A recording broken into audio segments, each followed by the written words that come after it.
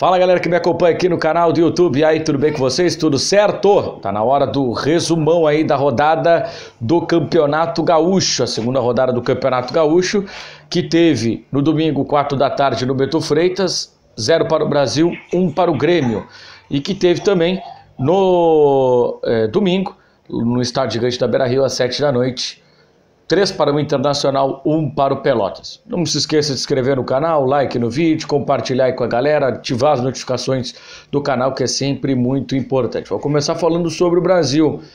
O Brasil que não jogou bem, mais uma vez, né? Para variar. Tem sido assim o Brasil nesse Campeonato Gaúcho. Deixou a desejar, o primeiro tempo bastante ruim, bastante abaixo.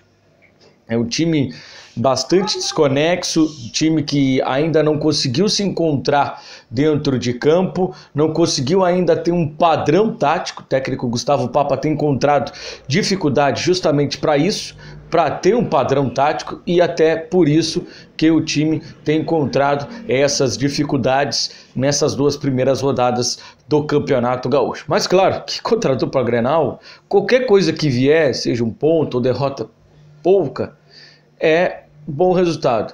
Aí você vai se perguntar assim, mas como é que a gente pode se contentar em perder toda hora para a dupla da capital? É que a diferença de orçamento ela é astronômica, né, gente? Vamos combinar, né? Cada um no seu quadrado.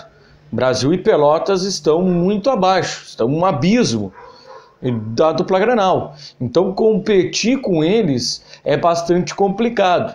Se fizer um enfrentamento de igual para igual com a dupla Grenal, muito provavelmente o time pode sair goleado, né? Então, por isso que tem que ter bastante cautela no momento de enfrentar a dupla Grenal, né? Você vai conseguir vencer alguns jogos? Você pode conseguir vencer alguns jogos, né? Pegar um dia bastante inspirado, como foi o ano passado, Pelotas venceu o Internacional jogando lá no Beira-Rio, pode acontecer, 2 bolas paradas entraram, Pelotas depois se fechou e conseguiu sair com os 3 pontos lá do estádio da Beira-Rio.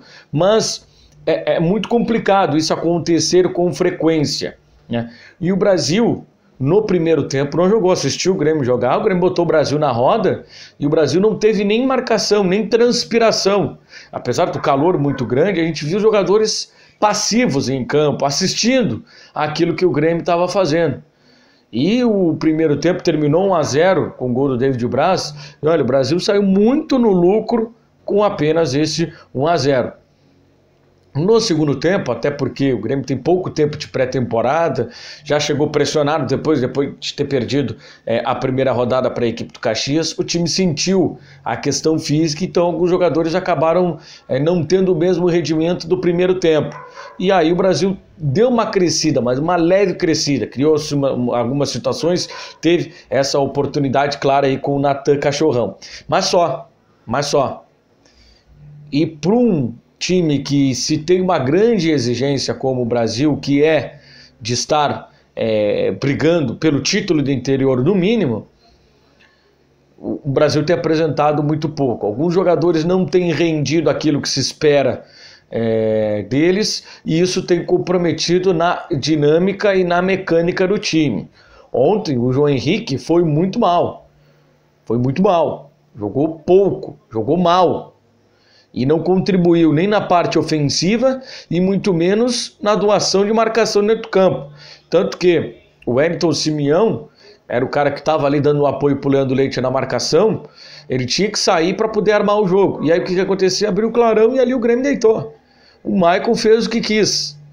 O Maicon com uma perna dominou o meio campo do Brasil, dominou o meio campo do jogo.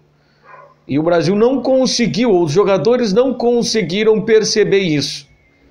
Já no segundo tempo, com os jogadores do Grêmio já um pouco mais cansados, em função da batida, do calor e do pouco tempo de pré-temporada, o Brasil começou a ter uns espaços. O Brasil reclama de alguns pênaltis, né? Eu vi um que é muito claro, né? O Kahneman, ele joga... O Kahneman meteu 5 vezes a mão na bola, 3 na área do Grêmio e 2 na área ofensiva, na área do Brasil. Uma delas é um pênalti descarado, é um pênalti claro. Mas claro que não dá para ficar apegado apenas à questão aí do pênalti. Foi pênalti, fomos roubados. Não, o Brasil tem que mudar o discurso. O Brasil tem que mudar um pouco essa questão de que a arbitragem sempre favorece a dupla Grenal. Claro que nesse jogo especificamente, dá para citar esse erro, esse pênalti que aconteceu. Para mim foi pênalti. Um pelo menos foi pênalti. Aí você pode discutir os outros, tempo de reação, distância muito curta, mas esse que há uma bola lançada e o Kahneman tá com o bração aberto e a bola pega no braço dele, para mim é muito pênalti. Então o árbitro nesse lance acabou errando. E teve um pênalti também pro Grêmio, né? Além do pênalti cometido pelo Rafael Martins, que acabou saindo depois de machucado, teve um outro pênalti pro Grêmio que a arbitragem não deu. Aliás, a arbitragem do Campeonato Gaúcho ela tem deixado bastante a desejar, não tem sido aquela arbitragem padrão. Já teve polêmica no jogo do Internacional na primeira rodada contra o Juventude, o Brasil reclama de um pênalti no jogo contra o Aimoré. Teve uma confusão lá em São José e Esportivo, enfim, então a arbitragem do Campeonato Gaúcho ela tem deixado bastante a desejar. Mas claro que o Brasil não precisa pegar nesse discurso de arbitragem, porque senão vai ficar toda hora dando desculpa de arbitragem e aí vai sempre se utilizar isso como desculpa para os fracassos e para pouca bola que o time tem jogado dentro do Campeonato Gaúcho. Então, o Brasil da primeira rodada a gente não esperava muito. Contra o Grêmio, jogando dentro de casa, com apoio do torcedor, talvez dava para esperar de repente um pouco mais de transpiração, e nem transpiração os jogadores do Brasil tiveram. Então, quarta-feira já tem uma baita decisão contra o Esportivo, time que já se recuperou na segunda rodada, enfim, então o Brasil vai precisar, né, fazer aí um bom resultado para conquistar os primeiros pontos, para sair da lanterna e para recuperar aquilo que ficou para trás, né? O Brasil não tem nenhum ponto, não marcou nenhum gol, aliás, né? Para centroavante jogar no Brasil é morrer de fome, né? Não tem o que fazer, né? Olha, eu tenho que dar um prêmio para quem aceita a proposta do Brasil para jogar de centroavante, porque a bola não chega. O cara fica lá tomando soco, tomando pontapé, tomando ombrada dos zagueiros e não recebe a bola, né? Eu tenho pena do Eliel e também do Wesley Pacheco, que são os dois centroavantes do elenco rubro-negro, porque a bola não chega. A bola não chega. E quando chega mascada para o centroavante dividir. Aí o centroavante já não é um jogador de tanta qualidade técnica. Aí o cara tem que bater com o zagueiro, tem que dominar uma bola. E aí o Brasil é lento na transição. Os jogadores de trás não chegam. E aí, enfim, para centroavante é muito ruim.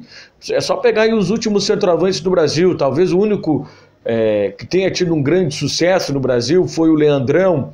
O Lincoln até fez os seus gols, né? Fez bastante gols no Campeonato Brasileiro da Série B, mas por méritos dele, né? Ele ia buscar as jogadas. Então, o Brasil precisa também melhorar nessa questão da dinâmica chegada no ataque.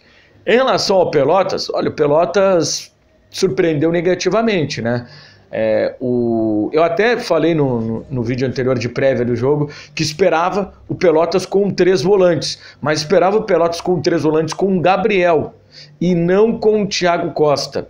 O Thiago Costa, na Copinha, jogando como zagueiro, ele foi muito importante para o Pelotas. Ele foi muito importante para o Pelotas porque o Felipe acabou chegando depois. E o Felipe, a gente sabe da qualidade dele, é um baita zagueiro e é titular indiscutível.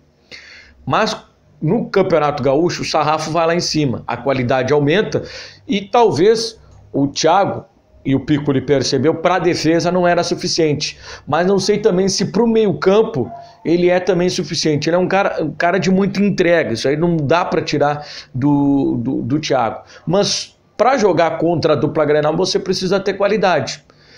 E o Thiago não é um jogador que saiba reter a bola. Você tem ali o Matheus Santana, o Felipe Guedes, esses jogadores têm qualidade para dar um passe, para sair com a bola. Então você perdia um jogador no meio campo em que ele não marcou e também não jogou. Mesma situação que aconteceu com o Brasil contra o Grêmio, né? Então, ali naquele meio campo, você tinha o Thiago flutuando, andando, perdido, não sabendo quem marcar. Por quê? Porque o técnico do Internacional, o Eduardo Cudê, botou jogadores velozes, botou jogadores ali para se movimentar.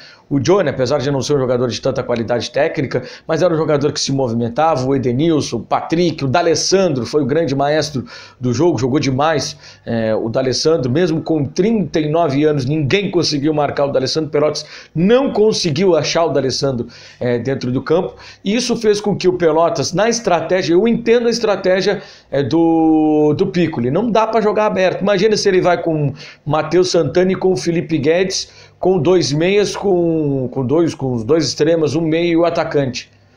O 3 poderia virar 6, poderia virar 7. Então, a estratégia do Piccoli, ela era certa. Talvez com as peças erradas. Talvez que se estivesse com o Gabriel, o meio-campo ficaria um pouco mais dinâmico, porque o Gabriel é um cara que preenche espaço, que é um cara que tem essa leitura de ocupação de espaço, e é um cara que sabe jogar. O Pelotas não reteve a bola. E o Internacional jogou com a bola toda no campo de defesa do Pelotas. O Pelotas tentava sair com a bola, o Internacional retomava a bola e jogava. Tanto que o Cuesta, em várias oportunidades, ele estava do meio para frente. O Moleiro também, do meio para frente. O jogador mais atrasado do Internacional foi o goleiro Marcelo Lomba. Então, a impressão ficou bastante ruim daquilo que o Pelotas apresentou. Claro que o pessoal de frente, né, em algumas oportunidades conseguiu até sair com qualidade. O Juliano mais uma vez foi destaque. O Hugo Sanches ainda não está naquela batida, ainda não está naquilo que o Hugo Sanches pode render. Eu até perguntei para o Piccoli o que aconteceu do Pelotas que deixou uma boa impressão do jogo da Recopa com o Grêmio, uma mudança de postura no jogo contra o Novo Hamburgo e esse jogo contra o Internacional. E o Piccoli foi taxativo, disse que se ele pudesse não escalar quem jogou contra o Novo Hamburgo, ele não escalaria, porque foi muito mal, mas ele não pode mudar 11 jogadores, né? Ele não pode mudar uma ideia. E agora o Pelotas já chega pressionado. Por que chega pressionado? Porque tem o Ipiranga agora, nesta quarta-feira, lá no Colosso da Lagoa. Ipiranga que vem de 2 vitórias, né? Está 100% de aproveitamento no Campeonato Gaúcho. E depois tem o Juventude, que já se recuperou da derrota para o Internacional contra o São Luís, vencendo lá no 19 de outubro. Então, a situação ela é perigosa. O resultado contra o Novo Hamburgo ficou péssimo. Ficou péssimo para o Pelotas em função da sequência que o Pelotas vai ter no Campeonato Gaúcho. Então o técnico Piccoli provavelmente vai repensar algumas maneiras, alguma escalação no jogo. Eu até vi muita gente reclamar em relação a como o Wallace está no banco de reservas. O Wallace não deu nenhum indicativo de que ele merecia ser titular, apesar dele ter dado assistência para o gol do Felipe Chaves. Então ele não vinha jogando para ser um cara titular.